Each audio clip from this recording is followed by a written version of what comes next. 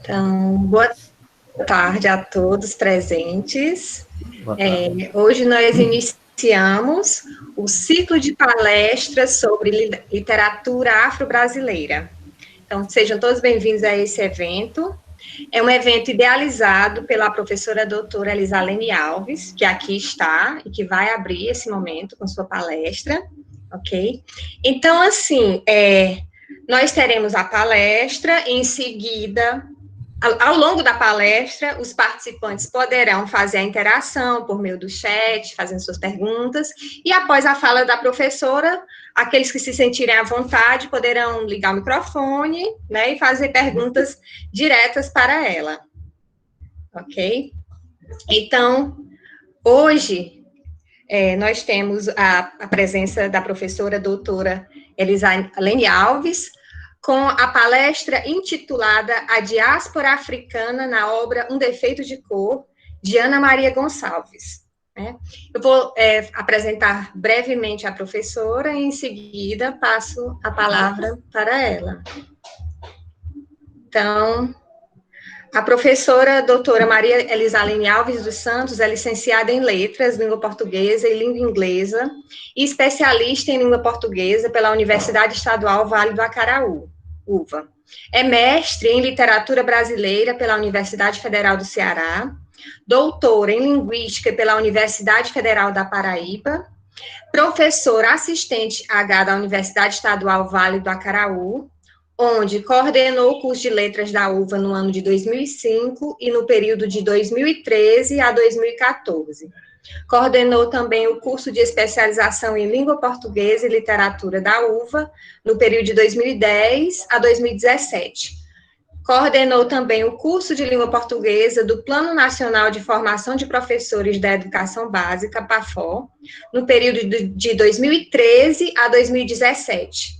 Atualmente, desenvolve pesquisa nas seguintes áreas: poética da oralidade e literatura afro-brasileira. Cadê o cartão, filho? Não chegou. Então, com vocês, a professora Maria Elisalene Alves. Boa tarde, Fran. Boa tarde a todos. Então, é um prazer estar... Boa tarde, Fran. É um prazer estar de novo, contribuindo com o nosso curso de letras, contribuindo com o curso de língua portuguesa PAFO. É um curso pelo qual eu nutro um grande carinho. E agradeço aqui a todo o esforço da professora Franciclé, que recentemente assumiu a coordenação tanto do curso de letras quanto do curso de língua portuguesa PAFO. Ela e a Flávia, né? E agradecer também todo o trabalho feito pelo professor João Paulo à frente do curso de letras. Tenho certeza que com a coordenação da professora Franciclé e Flávia também será um sucesso. Bom, e gostaria de agradecer aos nossos alunos do curso de letras, aos cursistas do PAFO que estão aqui, aos professores do PAFO que aqui estão, aos ex-alunos do curso de letras e também aos meus ex-orientandos e atuais orientandos, né? Então, eu já agradeço antecipadamente pela presença de vocês. Nós tentaremos ser breves, porque às 6h30 estarão iniciando as aulas, né, das disciplinas regulares. Então, eu tentarei condensar a minha fala, pelo menos em 45, 50 minutos. Vamos ver se a gente consegue. Então, meus queridos, eu preparei uns slides para nos ajudar na apresentação, e eu vou tentar abrir esses slides para que todos possam ter acesso a eles, tá? Um minutinho só.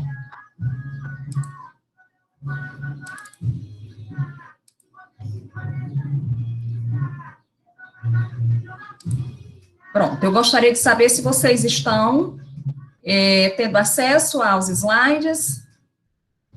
Sim, Eli. Muito bem.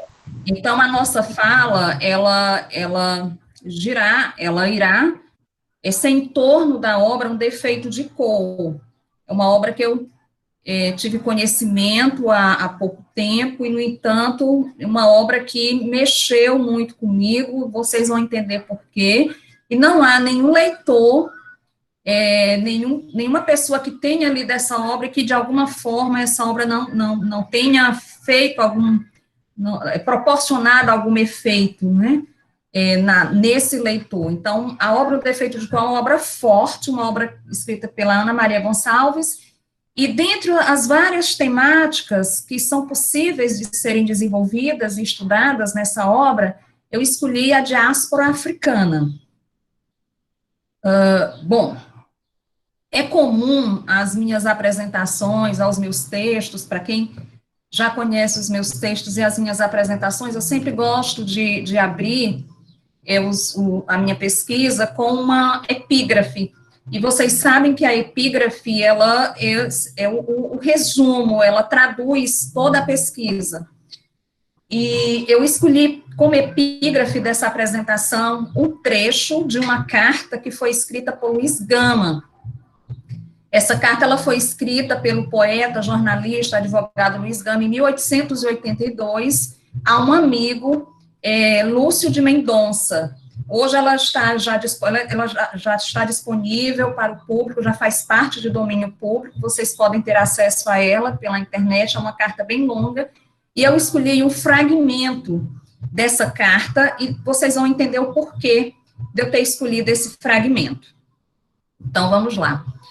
Abre aspas, né? Em nós, até a cor é um defeito, um imperdoável mal de nascença, o estigma de um crime.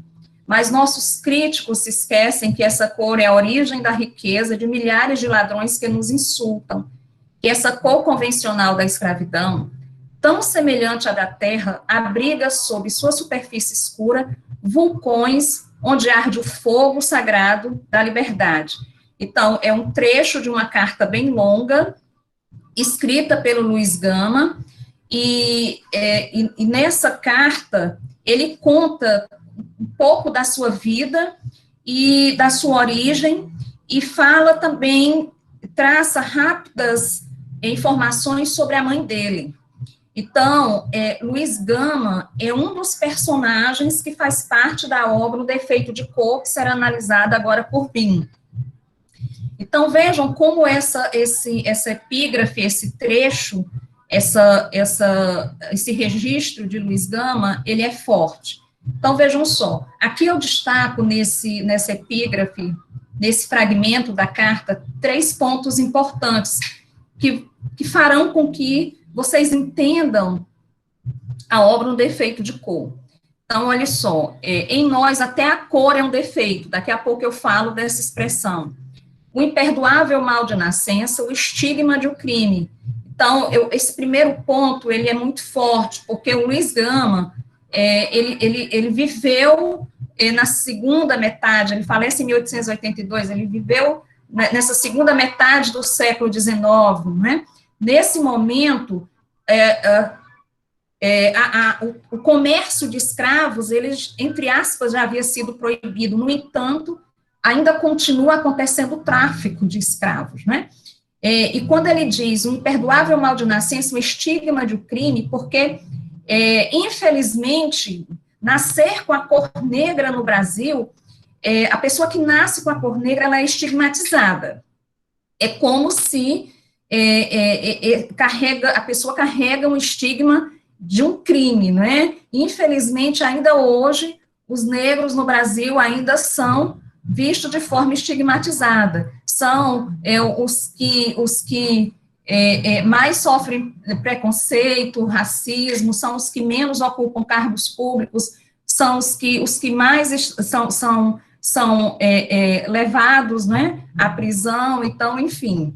E um outro aspecto desse fragmento, que eu também destaco, né, mas nossos críticos se esquecem que essa cor é a origem da riqueza de milhares de ladrões que nos insultam. Esse trechinho aqui, esse segundo trecho que eu destaco, ele nos reporta a questão das grandes riquezas que foram construídas em países que utilizaram a mão de obra escrava, né? Então, por exemplo, aqui no Brasil, nós sabemos que os grandes donos os grandes donos de propriedades, os grandes donos de fazendas, né, todos eles enriqueceram às custas da mão de obra escrava, né? Então, quando essa mão de obra escrava não foi dispensada, né, essa mão de obra, ela foi jogada jogada para viver a própria sorte, né? E para finalizar, que essa cor convencional da escravidão, tão semelhante à da terra, abriga sob sua superfície escura vulcões onde arde o fogo sagrado da liberdade. Esse finalzinho eu relaciono exatamente a resistência do povo negro. Quando Luiz Gama diz, né, onde arde o fogo sagrado da liberdade, é porque, equivocadamente, ao longo da história, nós aprendemos que o povo negro, os negros escravizados aqui no Brasil, é uma população submissa, uma população que não resistiu, uma população que não se insurgiu à opressão dos senhores de escravos, e isso é um equívoco, porque a história, infelizmente, os livros de história não mostram, mas se nós nos debruçarmos sobre pesquisas em torno das revoltas, das insurreições realizadas pela população negra, nós vamos verificar, identificar e perceber que ao longo da história aconteceram vários registros de revoltas, de rebeliões da população negra. Isso significa dizer, não é, que a população negra escravizada aqui no Brasil, como em toda a América, né, nos Estados Unidos, no Caribe, também na Europa, ela não aceita essa escravidão de forma submissa. Bom, outro ponto que fez com que eu escolhesse esse fragmento da carta escrita por Luiz Gama foi o fato dele iniciar esse trecho com a expressão até a cor é um defeito, em nós até a cor é um defeito, né? Essa referência, essa expressão, eu fiz questão de destacar, esse grifo ele é meu, porque tem relação com o título da obra que nós iremos analisar, O Defeito de Cor, da Ana Maria Gonçalves, né? Infelizmente, no período colonial, existia uma lei intitulada Dispensa do Defeito de Cor. Era uma lei dentre tantas, várias leis segregacionistas. Então, os negros, ou pardos, né, ou mulatos, que eles eram proibidos de ocupar cargos civis, militares e eclesiásticos. Caso um negro ex-escravo mostrasse competência e muita vontade de assumir uma dessas posições, né, seja na igreja, seja na área administrativa ou na área militar, ele teria que assinar um documento, né, pedindo licença da sua dispensa de cor, pedindo licença da dispensa de cor. Ou seja, na prática, o negro ele teria que abrir mão, não é, e reconhecer que a sua cor era um defeito, né? Então, assim, isso é um absurdo, né? Mas, infelizmente, isso acontecia. Então, ele teria que assinar um documento pedindo a dispensa do defeito de cor. E esse documento era encaminhado às autoridades da época, que iriam analisar, e só assim essa pessoa, esse ex-escravizado, né, livre agora, ele poderia assumir uma dessas funções. Então, nos chama bastante a atenção essa expressão. Então, o título da obra, O Defeito de Cor, vem dessa lei intitulada Dispensa do Defeito de Cor. E, infelizmente, expressões como hoje nós ainda escutamos, como negro de alma branca, são decorrentes, expressões que são decorrentes dessa lei, né, a dispensa do defeito de cor. Bom, essa carta, ela pode ser, já falei que ela pode ser encontrada, ela hoje é de domínio público, ela também faz parte de um livro que foi publicado pelos Correios, organizado pelos Correios, intitulado Cartas Brasileiras, tá?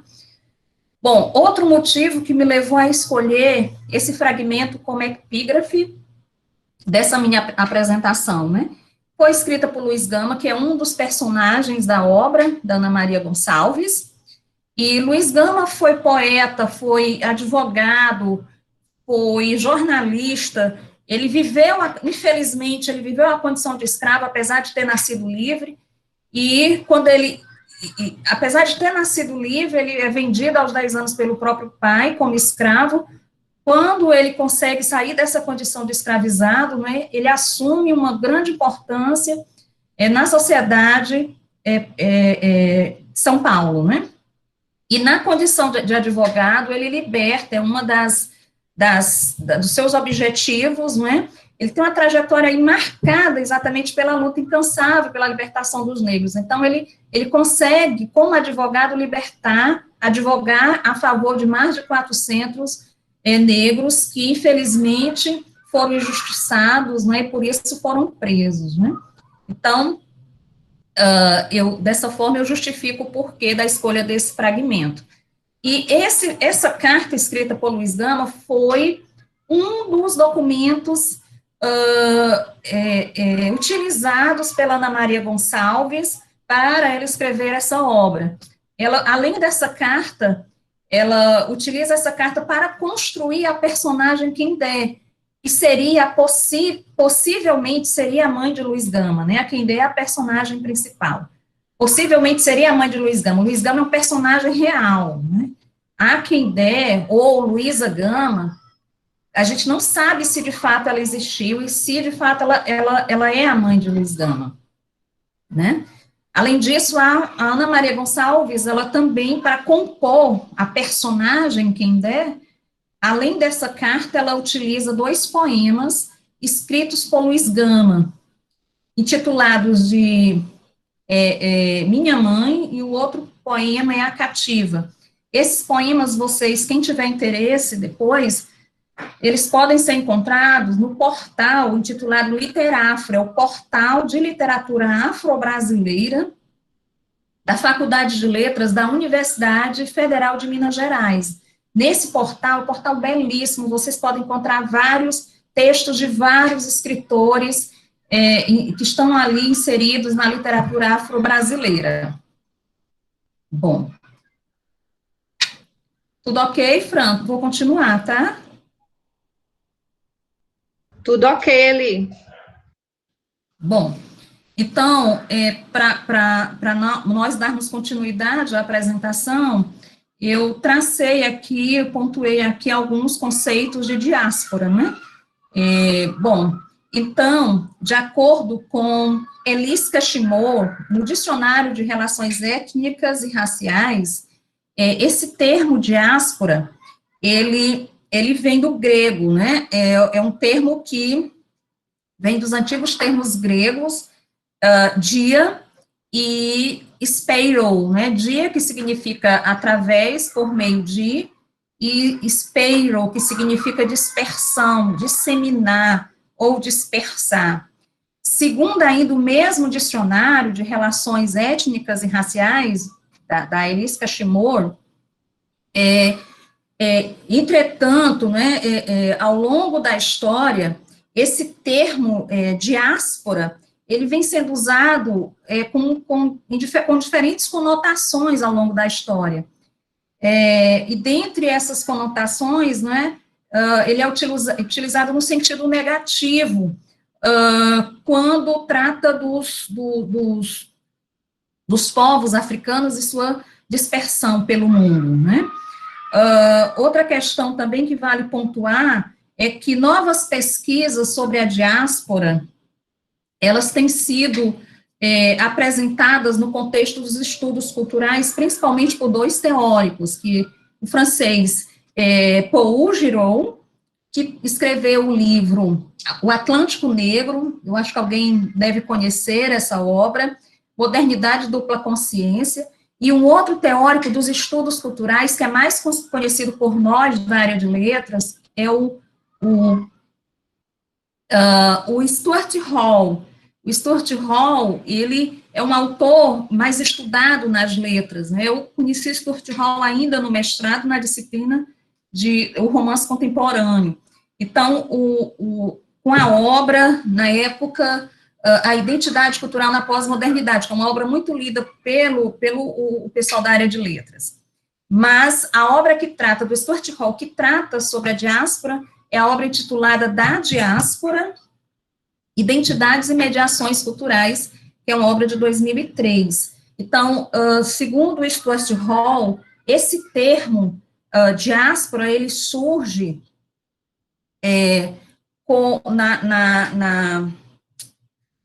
no livro do Êxodo, na Bíblia, né, no Velho Testamento, quando trata da saída dos hebreus, da fuga dos hebreus da opressão do Egito, né, em busca da terra prometida. Então, de acordo com o Stuart Hall, a diáspora seria essa saída dos escravos do Egito. Então, o termo, ele pode ser usado ainda ao se referir aos estudos afro-brasileiros, aos estudos relacionados à cultura e os povos africanos, porque, afinal, todas essas histórias são narrativas de libertação e de dispersão dos povos, né? Bom, um outro escritor que também trata do conceito de diáspora é um escritor brasileiro, Ney Lopes. O Ney Lopes será tratado na próxima sexta-feira pela a professora Mariana, que irá proferir a palestra na próxima sexta-feira.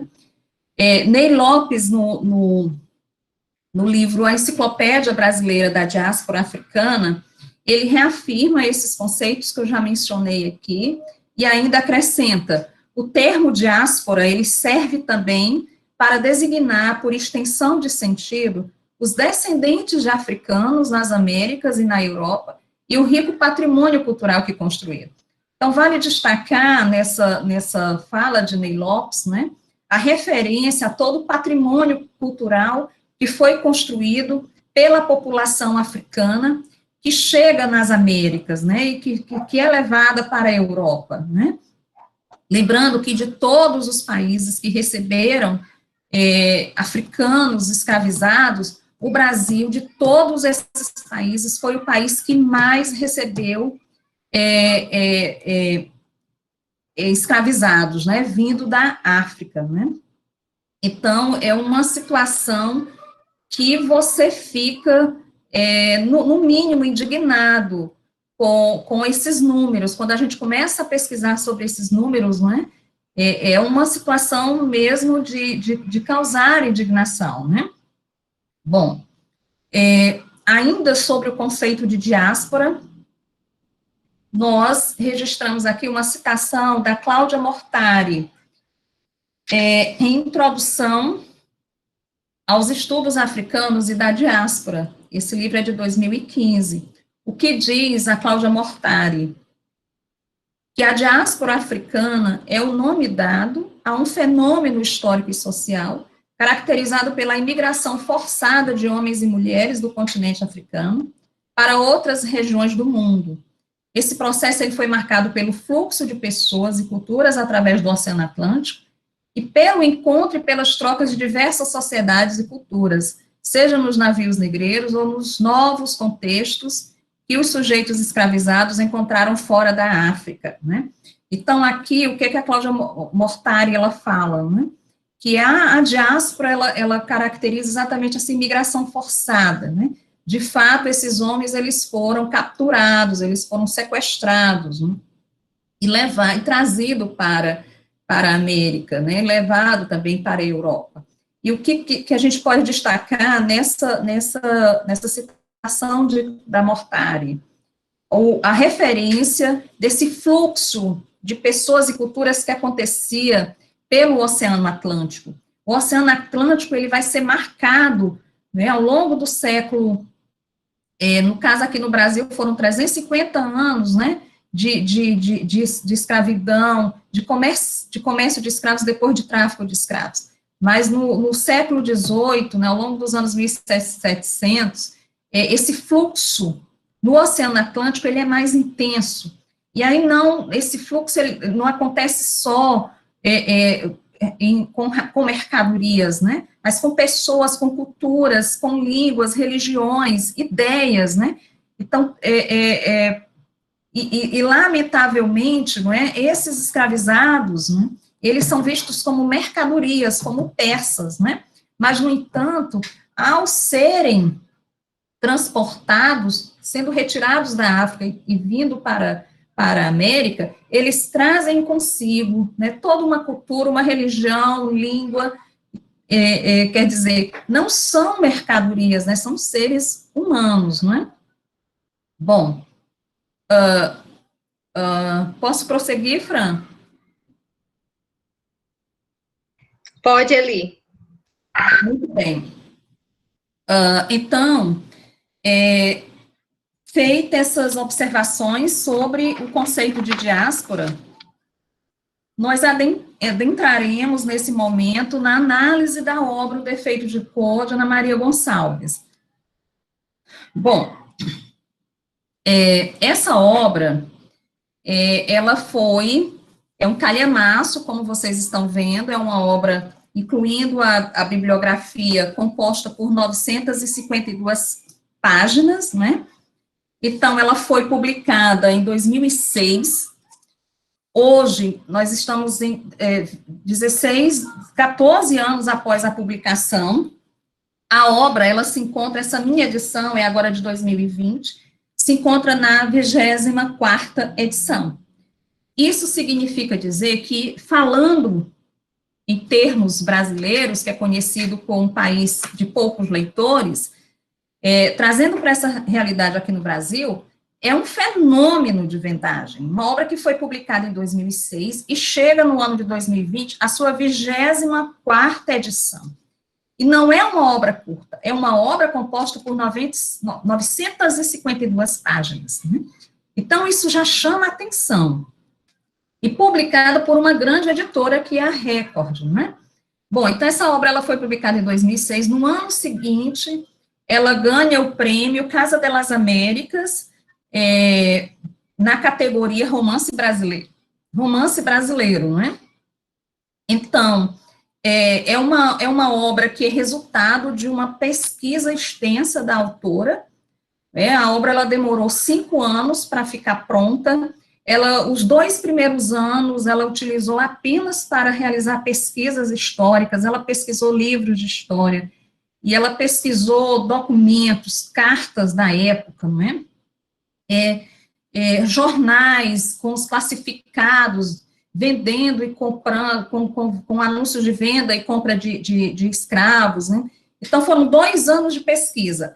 Ela passou 1 ano de escrita propriamente dita, escrevendo o livro, e 2 anos revisando. O livro, quando ficou, ao longo de 3 anos, ele ficou pronto composto por 1.400 páginas. Ela passa o livro para as mãos do Milor Fernandes. Milor Fernandes seria aí, a gente pode dizer, esse padrinho, né, literário. Ele lê a obra e fala para ela, olha, você escreveu uma história, mas você não tem um romance. Aí ela passa 2 anos revisando esse livro, até que ela consegue diminuí-lo para 952 páginas. Foram 19 versões. Em entrevista, ela disse que reescreveu 19 vezes, a cada versão ela não lia a anterior.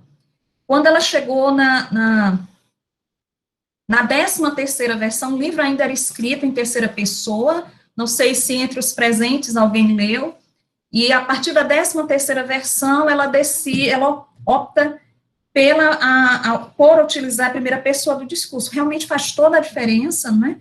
Quando você lê o livro, você tem uma personagem, essa protagonista, essa mulher negra que foi escravizada, contando a própria história. Então, isso é bastante impactante, porque, infelizmente, aqui no Brasil, a gente tem acesso à história dos escravizados a partir do olhar da Casa Grande, e não a partir do olhar da senzala. Então, por mais que a gente busque na nossa memória, a gente não consegue identificar um livro que nós tenhamos lido, escrito por uma escritora negra, contando a história dos escravizados, e esses escravizados, né, relatando esses depoimentos, e mais que isso, né, cuja protagonista é uma mulher negra. Então, isso faz toda a diferença, né? Outra questão que eu queria colocar para vocês é que, bom, o livro, ele, apesar de 952 páginas, a leitura ela é muito fluida, né? Ela é muito fluida. O que nos toca profundamente como leitor é o impacto das imagens. Realmente são imagens muito fortes, porque ela não está tratando de um assunto leve, é um assunto da escravidão dos negros, né, aqui no Brasil, do genocídio desses negros, e com toda a crueldade que inimagináveis, que foram realizadas com essas pessoas, né. Então, por exemplo, as pessoas sentem um impacto muito grande já no primeiro capítulo, em razão das cenas que são contadas, que a viagem que a personagem principal, quem der, faz no tumbeiro, né, o tumbeiro são os navios negreiros, em péssimas condições, insalubres, então muita gente não consegue ou para, porque se emociona, o livro é muito forte. Eu não é claro que a gente são impactantes as cenas, mas no meu caso, eu já estava, vamos dizer, preparada para a leitura do livro, porque eu havia lido no início do ano, eu comprei esse livro no finalzinho do ano, o livro Laurentino Gomes, Escravidão. Eu recomendo para quem quer aprofundar essa questão dos escravizados aqui no Brasil. Então, eu já tinha lido esse livro do Laurentino Gomes, e vamos dizer, todo o processo de indignação eu já havia realizado na leitura desse livro, que também trata dessa questão do fato do Brasil ter sido o país que, ao longo, né, desses 355 anos de escravidão, o Brasil ele recebeu em torno de 4 milhões de africanos. Nós estamos falando de 4 milhões de africanos, né? O Brasil só perde para a Nigéria em termos de quantidade de negros, né? Então, foi segundo o Laurentino Gomes, por exemplo, essa rota de escravos para o Brasil, para as Américas, mudou, inclusive, a rota dos tubarões. Por quê? Porque à medida que os escravos que não conseguiam suportar a travessia, eles morriam, os corpos eram jogados no mar, e os tubarões comiam esses corpos que eram jogados. Então, essa travessia no Atlântico, ela muda também a rota dos tubarões, que passam a seguir os tumbeiros, os navios negreiros, né? Bom, e uma coisa que também me chamou a atenção, quando eu iniciei a leitura dessa obra, eu imediatamente relacionei a uma obra que eu também recomendo a leitura, eu já havia falado dessa obra numa outra palestra, que é a obra A Casa da Água, do Antônio Olimpo, em que ele trata também da diáspora africana, lembrando que o Antônio Olimpo é um escritor branco, né? E aí o olhar é diferenciado, mas essa obra é também magnífica, porque trata da diáspora, que são esses escravizados, né, africanos que vieram para o Brasil, mas eles nutrem o desejo de retornar para a África. E aí realmente me chama a atenção, porque você não encontra, pelo menos, né, na literatura brasileira, temas que tratem desse retorno do africano, né, para a África, do escravizado, quer retornar para a África. Bom, então, eu desenvolvi essa fala em 3 momentos, né, em que essa divisão ela acontece a partir de 3 travessias. A primeira travessia se dá da África para o Brasil. Essa travessia, ela representa aqui o espaço, esse navio, o tumbeiro, ele representa aqui o espaço da morte, da dor e do sofrimento. Nós estamos falando aqui do momento em que a Kendé, que é uma garotinha que tem 6 anos, prestes a completar 7 anos, ela é raptada junto com a sua irmã gêmea, Tayo, e as duas, na África, a história inicia em Savalu. Savalu fica no reino de Daomé, Esse reino hoje, ele é a atual República do Benin, República Popular do Benin, passou a se chamar República Popular do Benin em 1975. Então, a Kindé, ela é capturada junto com a sua irmã gêmea, por ser gêmea, na cultura africana, a concepção de que os gêmeos trazem sorte, então elas são capturadas e levadas para esse cumbeiro. A avó, desesperada à procura das duas netas, porque ela já tem perdido a filha e um neto, resta apenas a Kindé com a irmã e a avó. A avó, quando descobre que elas foram capturadas, ela roga aos seus algozes que a leve junto com as netas. Então, esse primeiro momento é a primeira travessia, e elas não sabem o destino, né, o seu destino, mas elas são trazidas para o Brasil, e nessa viagem a avó não suporta a travessia, nem a irmã gêmea. Então, falece a irmã gêmea de Kindé, a Tayo, e logo em seguida falece a avó. Lembrando que um tubeiro, esses navios, eles traziam em média 400, 500 escravizados, em péssimas condições, né, num ambiente completamente insalubre. Eles eram mal alimentados, eles pegavam muitas doenças, morriam, alguns, inclusive, tentavam se suicidar, porque não suportavam esse processo, né, da travessia. Então, essa menina chamada Kindé, ela chega sozinha, porque perdeu a avó e perdeu a irmã aqui no Brasil, né. Chegando aqui no Brasil, ela é vendida, né, ela é comprada por um senhor chamado José Carlos Carvalho Gama, e ela é comprada para ser um brinquedo da filha desse senhor, a sinhazinha chamada Maria Clara. Então, essa primeira travessia é uma travessia que gera morte, uma travessia que gera dor e travessia que gera sofrimento. A segunda travessia é a travessia Brasil-África. É quando essa menina, Kindé, ela, depois de passar por toda a violência, né, inclusive não só emocional, mas violência física, quando ela é comprada para ser brinquedo da sinhazinha Maria Clara, né, dentro da Casa Grande, já em Taparica, né, quando chega em Salvador, ela é levada para uma fazenda na ilha de Taparica, e mora na Casa Grande para servir de brinquedo para Maria Clara, né. Então, ela é violentada, né, aos 12, 13 anos, ela é estuprada pelo seu dono, do resultado dessa violência, nasce o seu primeiro filho, Banjocó, que é o nome africano, e José, o nome católico, né, lembrando que essa segunda travessia, vale aqui ressaltar, né, ela vai se dar quando a Kindé já está adulta, né?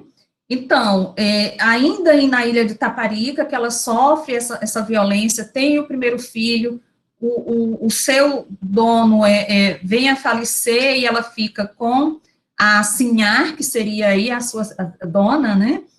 E depois ela se muda com a família para Salvador. Em Salvador, a Kindé, ela é alugada para uma família de ingleses, ela aprende, inclusive, a falar inglês, e a culinária inglesa, dentre a culinária, os English cooks, né, depois ela é devolvida para essa família, seus primeiros donos, e passa a trabalhar como escrava de ganho, que eu não sabia, né, a escrava de ganho são as escravas que trabalhavam nas ruas, lá de Salvador, com seus tabuleiros, né, vendendo diferentes comidas, e ao final do mês elas pagavam para sua dona, né, um percentual do que elas ganhavam. E aí que ela consegue comprar a própria carta de alforria dela e do primeiro filho, que é o Banjocó, né. Ela consegue comprar essa carta de alforria, ela casa-se com... tem um relacionamento com um português, passa a ser sócia de uma padaria e vai adquirindo bens, né? Muito bem. E à medida que a Quindela vai se tornando adulta, ela se envolve em alguns levantes. Dentre esses levantes, que a gente pode chamar de resistência do povo negro, a revolta dos malês. Bom, e por alguma circunstância, dentre essas circunstâncias, ela precisa se ausentar por ter se envolvido nessas revoltas, porque senão ela poderia ser presa, e ausente de Salvador, o primeiro filho já havia falecido, ela tem a notícia que o seu segundo filho, que ela teve com esse português Alberto, Homocomo, que se chama Homocomo, e o nome cristão é Luiz, que seria o Luiz Gama, que eu mencionei lá no início da minha fala, ele é vendido pelo próprio pai, como escravo, para pagar dívidas dele, né? Então, essa mulher, ela retorna para Salvador, e aí começa a grande peregrinação em busca desse filho que foi vendido. Então, ela viaja para o Rio de Janeiro, viaja para São Paulo, viaja primeiro para o Rio, depois para São Paulo, e nessa peregrinação demora 10 anos, né? E ela não consegue encontrar o filho e volta para Salvador. Ao retornar para Salvador, ela decide voltar para a África, que aí é quando se dá essa segunda travessia. E essa segunda travessia, ela é completamente diferente da primeira, né? Na primeira é a travessia que representa a dor, é o espaço do sofrimento, né? São arrancados todos os pertences nessa primeira travessia, né? Ela chega ao Brasil apenas com os valores individuais, a língua, a religião, a cultura, e até isso eles são arrancados, porque quando os escravizados chegavam no Brasil, eles eram proibidos de falar a língua iorubá, eles eram obrigados a aprender o português, eles são forçados a uma outra religião, que é a religião católica, né, e a uma outra cultura. Então, essa segunda travessia, e aqui nessa primeira travessia, a gente usa uma expressão do pesquisador francês Edouard Glissant, na obra Introdução a uma Poética da Diversidade. Ele utiliza a expressão do migrante nu. Essa expressão do migrante nu a gente pode utilizar desse sujeito diaspórico aqui nessa primeira travessia, que é quando chega, né, ao Brasil e tudo lhe é tirado. Nessa segunda travessia, ela retorna para a África na tentativa de reconstruir a sua vida. Então, aqui ela ela retorna com um certo valor de bens materiais, né, porque ela se tornou uma empresária aqui no Brasil, e ela retorna para essa África, para a mãe África, né, para um recomeço, para um reencontro, que é um reencontro com ela mesma, né. Então, essa segunda travessia, ela representa a esperança, a libertação, nesse reencontro com o seu país, com a sua cultura, e com quem ela havia deixado lá, porque não tem mais nenhum familiar, mas tinha os amigos de infância, né? E o recomeço. Vale destacar que eu também eu fui tomar conhecimento dessa situação na leitura que eu fiz do livro do Antônio Olinto, mas quando ela retorna para a África, esses africanos que retornam para a África são chamados de retornados, ou agudás. Esse termo agudás eu já sabia, em razão de eu ter lido a obra Casa da Água, do Antônio Olinto. Então, todos os retornados, ou seja, os africanos que vieram para o Brasil na condição de escravizados e voltam para a África, atravessam, né, fazem essa viagem de retorno, eles são chamados de agudás. Chegando lá, eles não encontram mais a mesma África, é uma outra realidade, né, aí eles vão negociar a sua identidade, porque eles não são mais africanos, né, da mesma forma que não são brasileiros, né. A gente aqui pode usar a expressão do não pertencimento. O não pertencimento é uma característica do sujeito diaspórico. Por quê? Porque quando ele retorna para a sua terra raiz, da onde ele foi retirado, ele percebe que deixou muito do local da onde ele voltou, né? No caso da Quindé, do Brasil. Então, quando ela chega na África, ela percebe que muito dela ficou no Brasil, né? Mas lá ela vai construir uma outra família e ela se torna uma grande empresária na área da construção civil. Ela construía sobrados no mesmo modelo das casas da Bahia. Então, vejam que aqui ela vai se tornar respeitada por governantes dos diferentes países lá da África, né? Ela passa a se tornar, ela passa a ser chamada de Sinhá Luísa, né?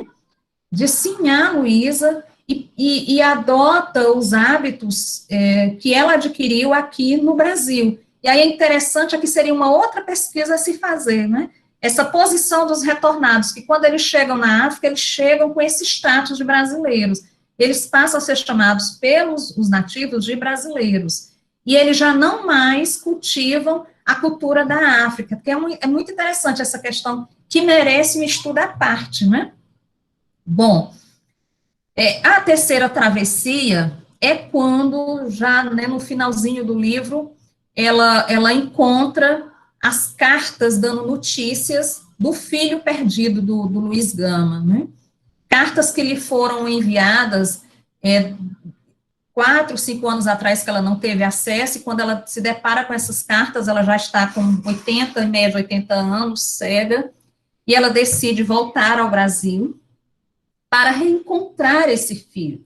Aqui é muito bonito, nesse momento, porque essa terceira travessia é a travessia que marca aí o espaço de redenção da memória. Então, ela vai recuperando toda a memória, desde quando ela criança, que foi levada, trazida para o Brasil, depois a volta dela para a África. Então, essa terceira travessia é, sobretudo, o espaço da escritura, do sentido do texto, porque é nesse momento que nós vamos entender que ela na verdade, toda essa obra, né, é uma narrativa, é uma carta que ela vai contando para uma companheira de viagem que ela leva, né, a Geninha, e essa companheira vai escrevendo toda essa narrativa, né, então ela vai rememorando toda a sua vida, e essa amiga vai escrevendo numa carta.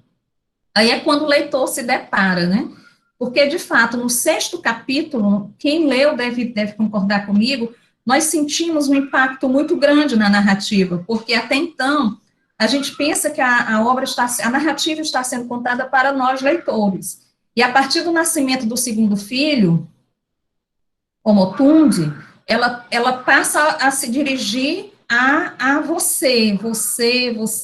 E aí eu senti um impacto muito grande. Quando a gente descobre que, na verdade, essa narrativa está sendo contada para esse filho que foi vendido e que ela não teve mais notícias dele.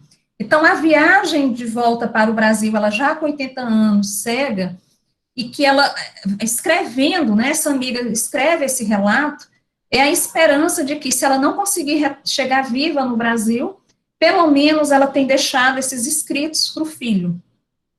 E aí é metafórico, essa viagem é metafórica, porque o desfecho fica em aberto, né, o final do livro fica em aberto, para a interpretação do leitor. Dificilmente, na interpretação que eu tenho, ela conseguiria chegar viva aqui no Brasil. E se ela vem a falecer, ela falece exatamente nessa travessia do mar, no Oceano Atlântico, né? E isso, mais uma vez, fortalece aqui o sentido do sujeito diaspórico, né? Que é esse sujeito que ele está em vários lugares, ele não consegue se adaptar a nenhum, e ela vem, e o final da obra é exatamente no meio do Oceano Atlântico. Então, eu achei profundamente simbólico, né? Bom, aqui eu fiz um registro de uma citação do livro, né, em que que é exatamente o momento da primeira travessia, da viagem, né, no Tumbeiro. Durante 2 ou 3 dias, não dava para saber ao certo, a portinhola no teto não foi aberta, ninguém desceu ao porão e estava quase impossível respirar. Algumas pessoas se queixavam da falta de ar e do calor, mas o que realmente incomodava era o cheiro de urina e de fezes. A Tanisha, que é uma amiga, né, que cuida dela quando ela perde a avó, descobriu que, se nos deitássemos de bruços e empurrássemos o corpo um pouco para frente, poderíamos respirar o cheiro da madeira do casco do tumbeiro. Quando não conseguíamos mais ficar naquela posição, porque dava dor no pescoço, a minha avó dizia para nos concentrarmos na lembrança do cheiro, como se, mesmo de longe e fraco, ele fosse o único cheiro a entrar pelo nariz, principalmente quando o navio começou a jogar de um lado para o outro. As pessoas enjoaram, inclusive nós que vomitamos o que não tínhamos no estômago, pois não comíamos desde o dia da partida, colocando boca fora apenas o cheiro azedo que foi tomando conta de tudo, né? Aqui foi um dos trechos que eu escolhi, porque não chega a ser tão forte quanto as outras passagens, né? Gente, e o tempo está correndo, né? E as marcas identitárias diaspóricas, o livro Um Defeito de Cor, ele apresenta, a gente pode identificar essas marcas identitárias diaspóricas, no caso, a religião, a língua, a cultura. A religião, de todas as marcas identitárias da diáspora, seria aí a que está mais em evidência no romance da Ana Maria Gonçalves, né? Então, veja só, ao longo da narrativa, a religião, principalmente a religião iorubá, as religiões de matriz africana, elas vão conduzindo a personagem principal, a Kendé, né? Ela não, mesmo estando no Brasil, ela não abre mão da religião, dos orixás, dos voduns, né? E isso vai marcando todo o percurso dessa menina ao longo da narrativa. A própria Kendé, o próprio nome Kendé, né? Ela é filha de Oxum. O Oxum é a orixá, que representa aí a fertilidade, o orixá que representa a prosperidade, não é? A rainha das águas, a rainha das águas doces, não é? Enfim. Outra coisa que marca a vida da Kendé, relacionada à religião, é que ela tem existem os abicus são espíritos que eles combinam de quando eles se materializarem, quando eles virem à Terra, eles ficam o mínimo tempo possível e retornam para o mundo dos espíritos. Então, os abicus, eles acompanham a vida da Kendé. Ela teve um irmão que era abicu, que morreu entre 7 e 8 anos. O primeiro filho dela é um abicu, que morre também nessa idade, de 7 a 8 anos. Ela tem um neto que é abicu. E o interessante é que os nomes africanos, eles trazem sempre um significado. Por exemplo, o irmão dela, Kokumo, Kokumo significa não morrerás mais, os deuses te segurarão. O primeiro filho, Bonjocó, sente-se, fique comigo. O segundo filho, Omotunde, né? A criança voltou, enfim. E algo interessante também é que alguns personagens, por exemplo, a rainha Nangotime, que foi uma rainha da África, era rainha e foi trazida como escravizada para o Brasil, ela existiu de fato e ela funda na cidade de São Luís a Casa das Minas, que é um templo de tambor de mina, não é? Que é governada apenas por mulheres, e somente mulheres participam dos rituais sagrados. Os homens, eles são responsáveis apenas por tocar os instrumentos litúrgicos, né? Então, essa casa, ela existe, viu? A Casa das Minas, lá em São Luís, e a rainha Nangotime foi a que fundou essa casa, né? Então, assim, a religião é muito forte. Fora que, quando eles chegavam aqui no Brasil, né, os escravizados, eles obrigatoriamente, né, eles tinham que cultuar a religião católica, né? Então, tem um trechinho aqui da página 50 que diz: alguém lembrou que o padre também tinha dito que, a partir daquele momento, eles diziam acreditar apenas na religião dos brancos, deixando em África toda a fé nos deuses de lá, porque era lá que eles deveriam ficar, visto que os deuses nunca embarcam para o estrangeiro. Quando alguém comentou isso, todos fizeram saudações aos seus orixás, eguns ou voduns, demonstrando que não tinham concordado, ou seja, né, eles, mesmo sendo forçados a cultuar uma outra religião, eles não abrem mão da religião de matriz afro, né? Então, da mesma forma, a língua, todos, né, quando tinham que chegar aqui, obrigatoriamente, eles não poderiam falar a língua iorubá, eles tinham que falar em português, né? E isso é muito forte, porque aqui, de acordo com o Eduardo Glissant, né, os africanos chegaram despojados de tudo, de toda e qualquer possibilidade, mesmo despojados de sua língua, porque o ventre do navio negreiro é o lugar e o momento em que as línguas africanas desaparecem, porque nunca se colocavam juntos no navio negreiro, nem nas plantações, pessoas que falavam a mesma língua. Você se encontrava dessa maneira, despojado de toda espécie de elementos de sua vida cotidiana, mas também, sobretudo, da sua língua. Ou seja, pessoal, eles tinham cuidado, né, os que capturavam os escravizados, de não colocarem juntos os negros da mesma tribo africana para que dificultasse a comunicação entre eles, né? Enfim, com relação à cultura, não é, a gente vai encontrar também a referência muito forte à cultura lá da África, não é?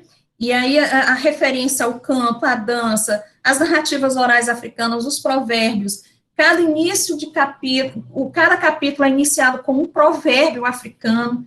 Tem um lindo que eu registrei, que ele inicia o 8º capítulo na página 569, que diz: quando não souberes para onde ir, olha para trás e saiba pelo menos de onde vens, né? Achei muito bonito esse provérbio, né?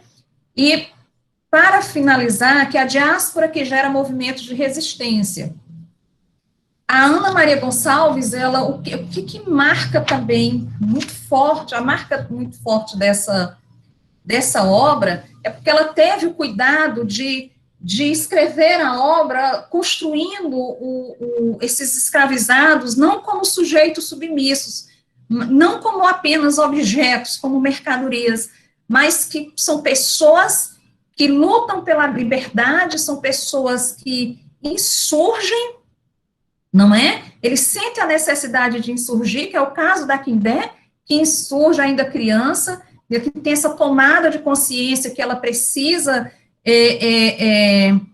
participar de levantes, né? Porque era uma forma que era a única possibilidade deles encontrarem a liberdade, né? Então, tem um trecho que eu registrei aqui, que é um momento lindo. Essa menina, ela tem aqui, nesse momento, ela tem 12 anos, mais ou menos, e ela se depara com uma fuga de escravos da fazenda vizinha. E aí ela tem essa tomada de consciência quando um deles é morto a bala, não é? E cai praticamente aos seus pés e fica agonizando, que é quando ela começa a despertar. E a partir dessa tomada de consciência que ela vai se envolver em alguns levantes, né? Dentre eles a revolta dos malês, né? Então, meu peito foi ficando apertado com a visão do riozinho de sangue. Essa metáfora do riozinho de sangue segue toda a narrativa, né? Ao mesmo tempo em que nascia uma revolta muito grande pela nossa condição. Apesar de pouca idade, acho que foi naquele momento que tomei consciência de que tinha que fazer alguma coisa pelos meus mortos, por todos os mortos que estavam ali, por todos nós que estávamos vivos, como se não estivéssemos, porque as nossas vidas valiam o que o Senhor não tinha pagado por elas, nada mais. E tem muito interessante esse momento, né, que é quando o escravizado, ele transgride a sua condição de mercadoria, a sua condição de objeto, e se engaja na luta pela emancipação, pela autonomia, né, que é o caso da Kindé. Então, a referência à rebelião do Urubu, essa rebelião aconteceu em Salvador em 1826, tá? Que também é muito interessante. Aqui a Ana Maria Gonçalves, ela põe como protagonista dessa rebelião, uma mulher, uma escravizada, a Zeferina, é ela que fica à frente, é ela que, com arco e flecha, não é? Ela não deixa, em nenhum momento ela desiste, mesmo sabendo que é uma rebelião fracassada, mas ela não desiste, né? E uma outra revolta que, infelizmente, a gente não tem acesso a essas informações pelos livros de história. Eu reconheço aqui que eu só tive acesso a mais informações sobre a revolta dos malês no ano passado, foi quando, né, eu fui procurar e pesquisar sobre essa revolta, que aconteceu em 1835, do dia 24 para 25 de janeiro, da noite do dia 24 para 25 de janeiro de 1835, em Salvador. Foi uma revolta organizada por escravos de origem muçulmana, né, que eram escravos que cultuavam a religião muçulmana, né, e essa rebelião, essa revolta dos malês, é uma revolta que acontece, os malês, eles pertencem são árabes, né, e eles estão, a religião é religião islâmica, e eles escreviam em árabe, eles falavam em árabe, toda a rebelião, a revolta foi organizada em árabe, né, mas infelizmente foi uma revolta que o final foi fracassada, e o resultado disso, a repressão, né, por conta das consequências foram terríveis, né, porque os que participaram da revolta, dentre ela, a Kendé, que é a personagem principal, né, muitos foram presos, né, outros foram decapitados, outros receberam castigo de 1.000 chicotadas, né, por dia, então foi complicadíssimo, foi terrível. Além disso, eu faço referência aqui às confrarias que eu também não conhecia, tive acesso nesse livro da Ana Maria Gonçalves. As confrarias eram uma espécie de cooperativas, de associações entre os escravizados, tanto os livres quanto os que ainda estavam na condição de escravizados. Eles pagavam uma quantia, não é, a essas irmandades, e a partir disso, eles ficavam na fila para que conseguissem comprar a sua carta de alforria. E, por fim, eu registro aqui o processo de sororidade, que é muito forte. A Ana Maria Gonçalves, a gente identifica esse processo de sororidade. O que significa sororidade, né? É a união, é a aliança entre mulheres, né? Baseada na empatia, no companheirismo, em busca de alcançar objetivos em comum. A sororidade seria hoje, um dos principais alicerces do movimento feminista, né?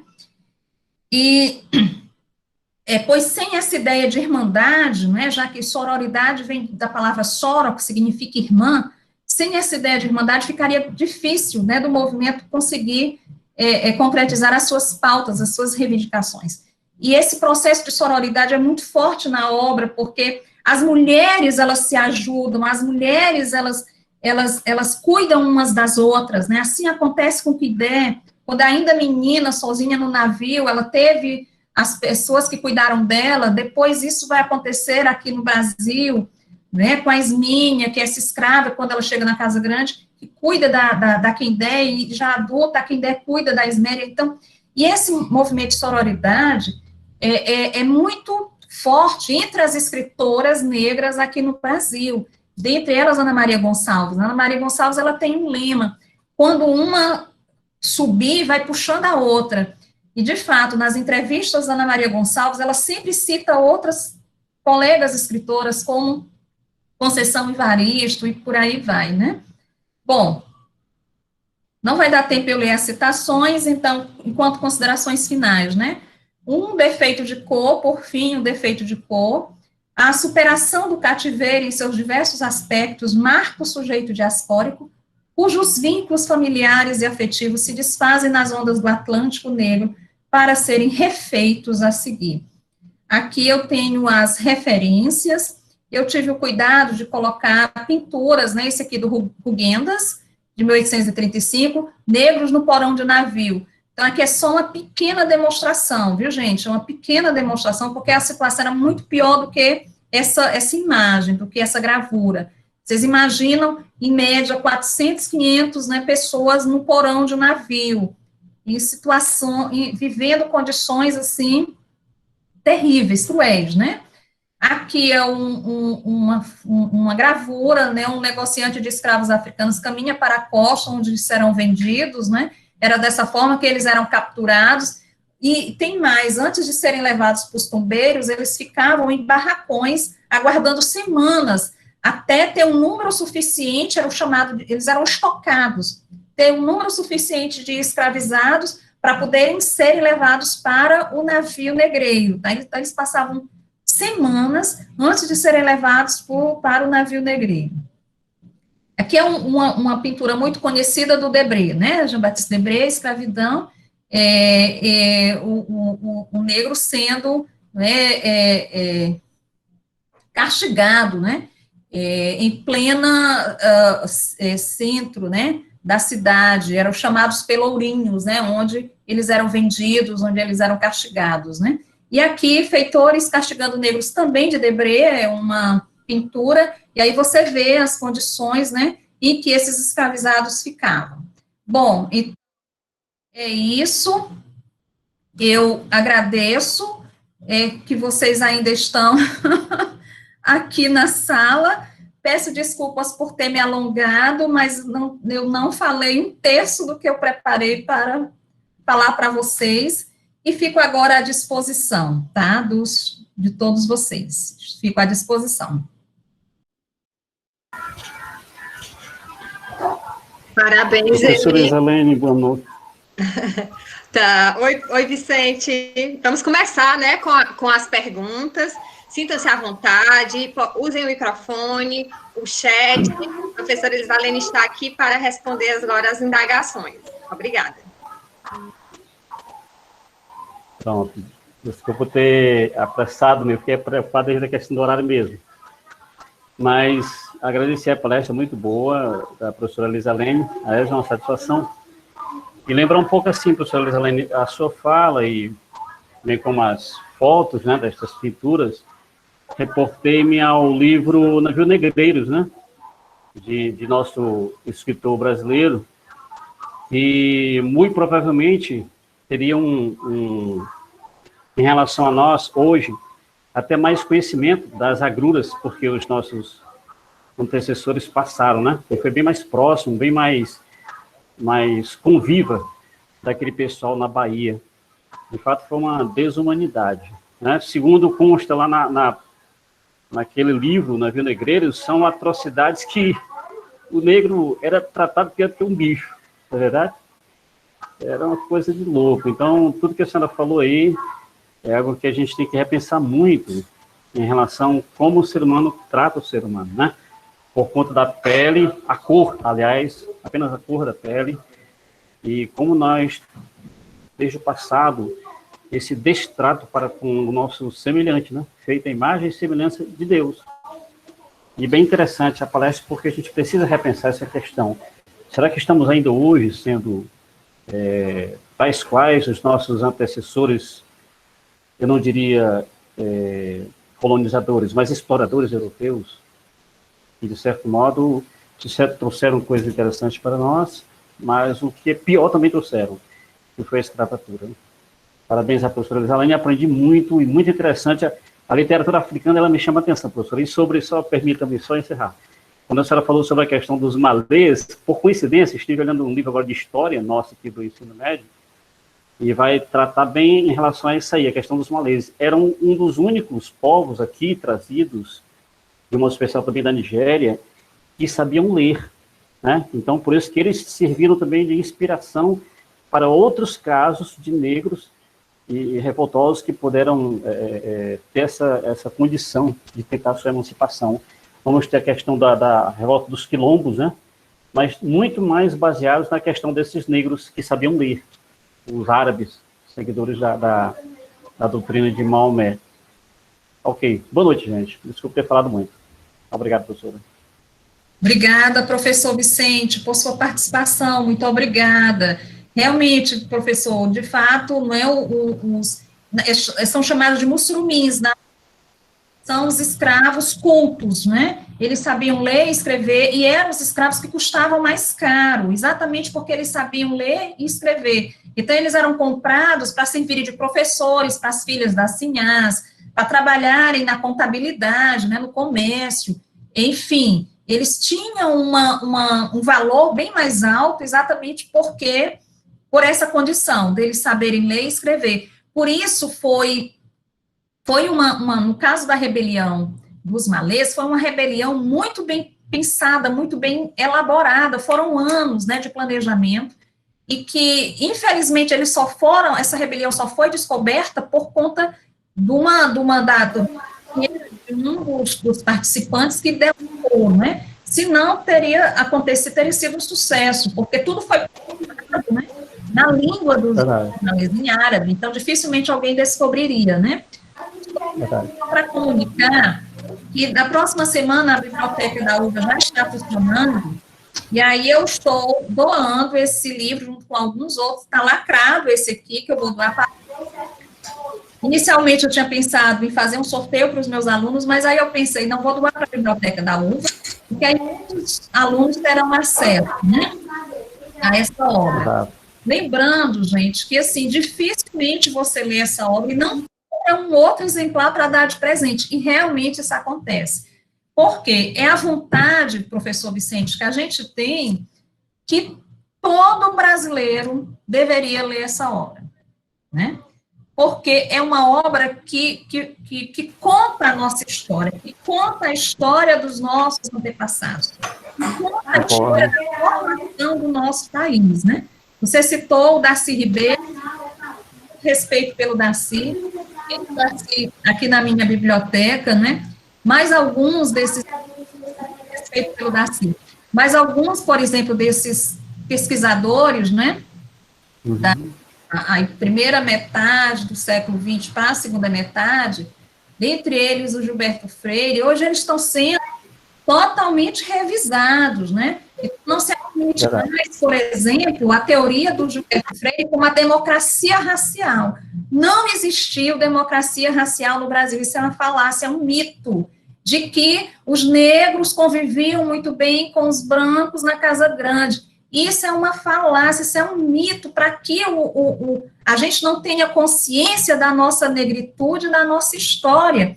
Por isso é que vem aquela história de que, quando a gente registra o mês da consciência negra, que é exatamente o mês para que a gente revigore as nossas energias e consolide as nossas lutas pela igualdade racial, aí vem aqueles vídeos que são compartilhados de que, não, eu não defendo o Dia da Consciência Negra, mas o Dia da Consciência Humana. Oi? Como assim, o Dia da Consciência Humana?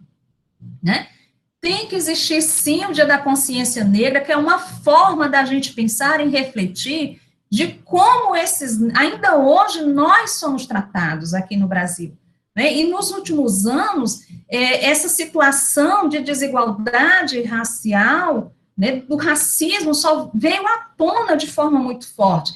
Isso significa dizer que o racismo sempre existiu no Brasil, mas era de forma velada. A partir do momento que os negros começam a insurgir, né, começam a resistir, disse, não, eu também tenho direito a entrar na universidade, né, eu também tenho direito a ter um bom emprego, aí começa uma população que reage, né, tudo isso, e aí mostra esse racismo mascarado, né, então, desmascara esse racismo. É por isso que hoje existem teóricos, né, dentre eles, Florestan Fernandes, né, e o francês, daqui a pouco eu lembro, que desconsidera e desconstrói esse discurso da democracia racial. É por isso que a gente tem que ter muito cuidado, né, com esses discursos de que não deveria existir o Dia da Consciência Negra, o Dia da Consciência Humana. Gente, né, aí realmente não dá, tá?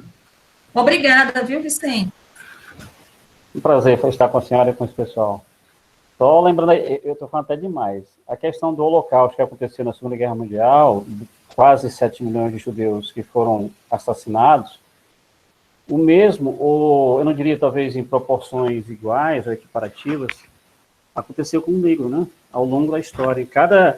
As barbaridades que causam até arrepios, só em ler, viu, professor? Só em ler, causam arrepios e uma revolta.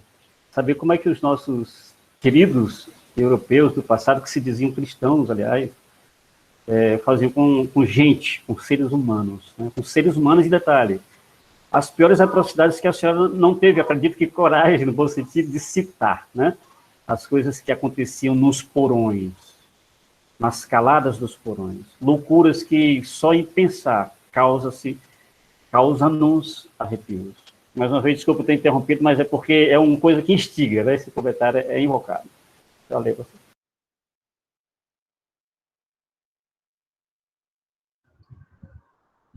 Então, obrigada, Eli, professor Vicente, pelas considerações. Gente, mais alguém gostaria de perguntar, de falar alguma coisa?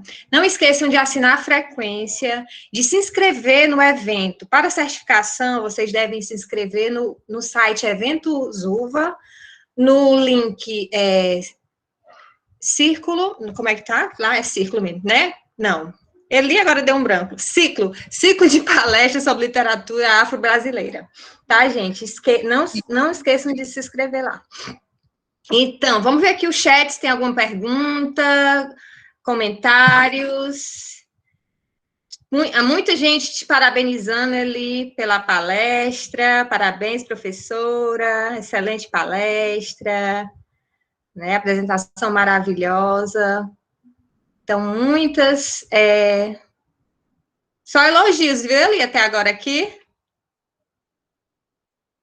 Então, Eli, você falou em algo que me deixou um pouco curiosa, né? A questão do negro quando chega à África, que ele perde a cultura africana, e que, de certo, aí a grande questão ele é visto com status superior, nesse sentido, né? Porque ele chegou de outro país, e aí como é que é vista essa questão dessa perda da identidade, e se tem alguma relação com a elevação do status dele na sociedade?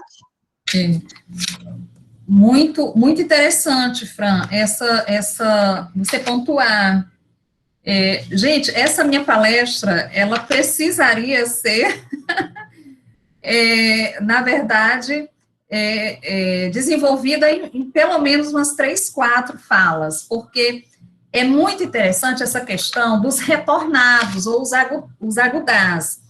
E eu já havia tido acesso a essa informação com o livro A Casa da Água, que eu já havia falado. E, de fato, eu estranhei isso, né? Porque quando os africanos, né, que voltam para a África, eles chegam lá e levam consigo a cultura brasileira que eles já haviam adquirido quando chegaram aqui no Brasil, né? É o chamado sujeito, tem um termozinho, o não pertencimento, é o sujeito, é a sensação de não pertencimento. Por quê? Eles chegam aqui no Brasil, eles muitas desnudam aí de sua cultura, essa cultura que lhe é completamente retirada, e a Zilabé, ela fala desse processo de desterritorialização, que é quando esses africanos chegam aqui e, infelizmente, eles têm que abrir mão da sua cultura, da religião e da língua. Depois, eles passam pelo processo de reteriorização, são os termos utilizados pela Zilabé, que é quando eles vão adquirindo, assimilando essa cultura desse novo país, né, e formando as suas famílias. Quando eles voltam para a África, já não é mais a África da época que eles foram tirados, e eles mesmos já não são mais os mesmos.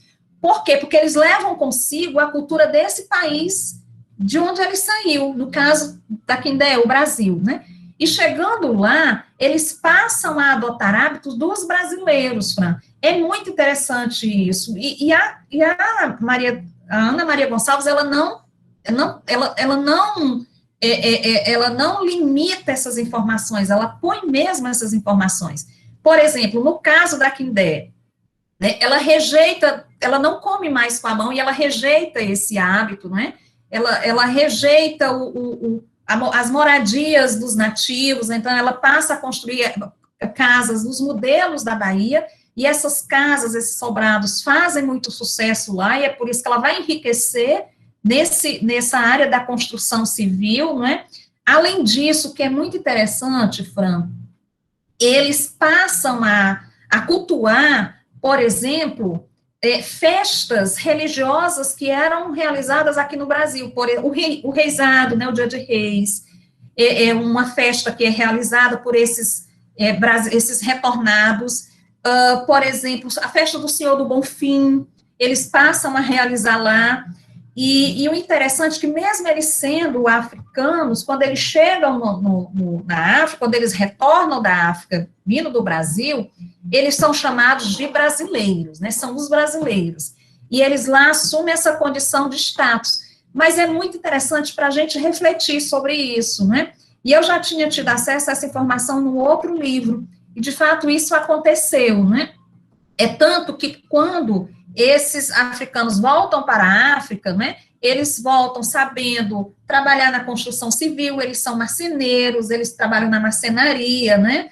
como sapateiro, e aí eles vão enriquecendo, e muitos deles tiveram muito sucesso quando retornam à África, né, no caso da Quindela, inclusive, manda pegar, né, muitos negros que já são livres aqui no Brasil para irem para o Idá, né, que é o local onde ela fica inicialmente quando ela retorna à África, depois ela mora na Nigéria, né, mas é muito interessante isso, seria uma outra palestra para falar dessa questão dos agudás, né, que são os retornados, são aqueles que vêm para o Brasil na condição de escravizados, depois voltam para a África, e lá eles não são mais, eles não têm, é uma identidade negociada. Por quê? Porque eles não são mais os mesmos, né? E aquele país que eles também não é mais o mesmo. Então, é o que a gente chama de identidade negociável, se é que a gente pode dizer isso, né? É esse sujeito diaspórico que não pertence a nenhuma desses espaços, né? E não pertencendo a nenhum desses espaços, né? Quando eles chegam lá na África, eles também não mais se sentir, né, africanos, né? É mais ou menos isso, Fran. Não sei se eu deixei claro. Deixou, Eli, com certeza. Nós teremos tempo para apenas mais um questionamento devido ao avançar da hora, né? Que nós temos aula à noite. Alguém gostaria mais de se pronunciar? Mais alguma pergunta? Se não... Esqueci de mencionar sobre o prólogo do livro. O prólogo é chamado de serendipidade. E eu esqueci de mencionar isso no início. Serendipidade é uma palavra que significa quando você encontra algo quando estava procurando outra coisa. No entanto, para você identificar essa outra coisa que você encontrou, você tem que estar preparado para que aconteça o processo de serendipidade, né? O feliz momento da serendipidade. E aí, esse prólogo, ela justifica esse termo de serendipidade para escrever esse livro, porque ela trabalhava com... Ela não era escritora, e, no entanto, ela estava numa livraria colhendo pesquisas sobre a cultura cubana, e nessa livraria ela cai literalmente o livro do Jorge Amado, que é, agora esqueci o nome do livro, né? Esse livro do Jorge Amado, intitulado Bahia de Todos os Santos. E nesse livro do Jorge Amado, no prólogo, o prólogo se chama Convite, o Jorge Amado convida, né, a pessoa para conhecer a Bahia e escrever a história da revolta dos malês.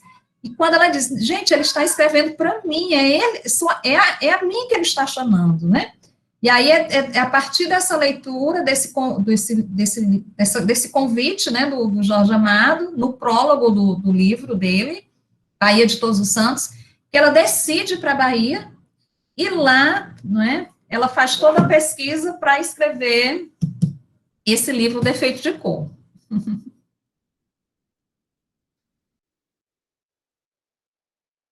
Então, eu gostaria, se não tiver mais nenhum pronunciamento, né, nenhuma pergunta, gostaria de agradecer à professora Eli pela brilhante palestra, pela importância desse ciclo de palestras, né, que será permanente, não é, Eli? Todo novembro, de agora em diante, durante o mês de novembro, por ser um mês representativo dessa luta, né, da cultura negra, da luta pela questão da igualdade, dos direitos, enfim. Então, será um ciclo que continuará. Nós teremos ainda mais 3 palestras, a cada sexta-feira, às 5 da tarde. A próxima palestra é com a professora mestre Mariana Antônia Santiago Carvalho, intitulada Personagens Negros em Romances Distópicos Brasileiros. Ok? Então, não percam esse momento. Eli, você gostaria de falar suas palavras finais? O microfone, Eli. Agradecer a você todo o carinho, a forma como você recebeu essa ideia, tá? Eu agradeço demais. Houve uma tentativa da gente inserir uma disciplina de literatura afro-brasileira no curso de letras, né? No entanto, nós encontramos algumas resistências, mas estamos vendo a possibilidade da disciplina ser ofertada de forma especial, como um seminário, né? Uma disciplina optativa, estamos fazendo esse esforço. Agradeço aos alunos do curso de letras, meus amores, queridos, aos meus ex-orientandos, Gilberto Júnior, aos atuais orientandos, Sandriane, os professores do PAFO, que eu vi aqui, o professor Vicente Mendes, a professora Luzirene, eu acho que estava por aqui, aos ex-alunos, a Francisca Jeane Oliveira, tenho a impressão que a Alice estava por aqui, e aos cursistas do PAFO, Alice estava, né? Então, meu muito obrigada a todos vocês, muito obrigada mesmo, por ter ficado aqui, mesmo no horário de aula, né? É isso, Franzinha.